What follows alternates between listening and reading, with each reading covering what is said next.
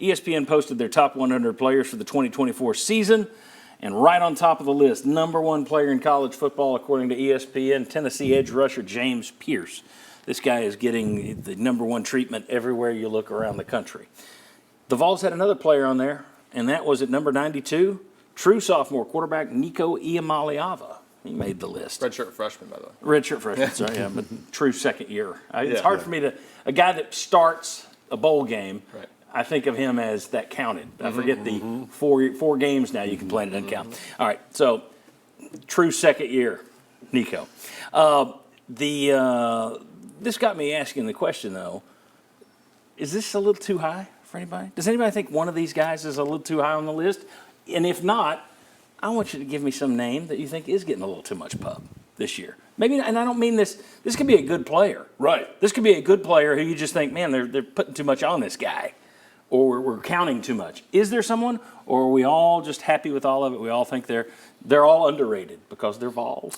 That's the right answer. That's the right answer. I'll go ahead and jump into the fire pit first. Chris Brazzell. Brazzell's the one that comes to mind first for a couple of reasons. One, because in a room where there are so many mouths that you have to feed, for that quarterback to be able to find, and look, there's a new sexy player every week in Josh Heupel's system. It could be this receiver one week, it could be this receiver the next week. Didn't we just see another player transfer in last year and say, Oregon? Dante Thornton's going to what? Oh, let's go. I know he's all conference AAC. I've seen the video of over the top and be able to pull balls in. Chris Brazzell, there's a lot of sizzle to that steak.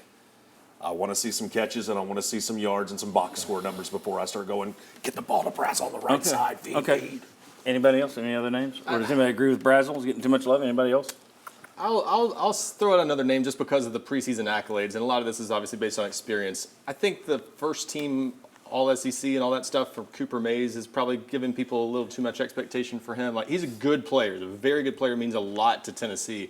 I don't know that he's quite like the dominant player that first team stuff might suggest he is. So I don't think it's the kind of thing where people are expecting him to like just mow over people, but I do think that second team All-American preseason on CBS. I was like, that's a big. We're talking about this. That's what I'm saying. Usually a second team preseason All-American. That's the guy that's getting drafted, and I don't know what his NFL stock is. And for the record, those people who are already pulling out their guns to shoot their TV set, a few weeks ago we did the most underrated guys who were overrated today. We did underrated a few weeks ago. Anybody? Anybody? You don't have to have one. It's not Nico, because I think if anything he's underrated, because a lot of those national outlets don't know what to do with him because he has one career start. Well, exactly. And to me, that would mean he's overrated. If he lives up to the hype, he's going to be in the 40s or 50s at worst. Right. I would say. Yeah, I think so. And the closest answer is James Pierce Jr., not because he's not going to be a leader, maybe even still the best pass rusher, but number one overall player. There may be some quarterbacks that maybe are going to be higher when it's all said and done, but that might be the toughest to live up to because he's on such another stratosphere. Okay. I was just surprised I didn't see maybe Squirrel White in conversation. So it's obviously on the preseason watch list for the Biletnikoff. He's been due for a breakout season. So I think he's kind of maybe teetering in that lukewarm area where he does deserve a little bit more hype, but then also doesn't deserve too much hype because he hasn't had that year these last couple of seasons, because he had a Jalen Hyatt a couple of seasons ago and then just not able to really connect with the wide receivers a year ago with Joe Milton. But I do think he is due for a breakout year, so maybe he does deserve a little bit more hype coming into the season. I will go with one of my favorite players on the team. Coming back from an ankle injury, Brew McCoy. There are so many people talking like Brew McCoy is some sort of deep threat. It's like, man, our receiving core is going to be unstoppable with Brew McCoy back. It's like, I see him being a good possession guy. I don't know that he's a down the field stretching guy. We haven't seen that yet. 2 years ago, he had 48 catches, 600 yards, 3 touchdowns. That's pretty good. Jalen Hyatt was his favorite target. True, but let's go ahead and put it up. There you go. That's last year. So he played 4.5 games last year. If you prorate that over 12, it's about same thing. It's about 50 catches, about 600 yards, about 3 touchdowns. That's good. That's great. Who doesn't want that? I just don't see that as, oh, wow, this offense is unstoppable now that McCoy's back. Right. Yeah, but I think they're putting too much on him. Come on back. Okay. The quarterback, John.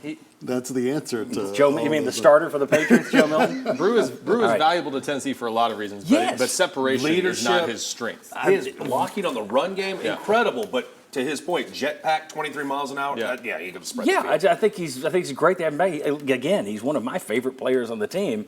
I just think that there's a little bit much hype on what to expect from Brew McCoy. Now, here's the thing about anybody we listed here: go out and prove us wrong, and prove that you're worth the hype. All right, when we come back, the Vols kick off the season in 13 days. Is our confidence rising, falling? Why? Come on back.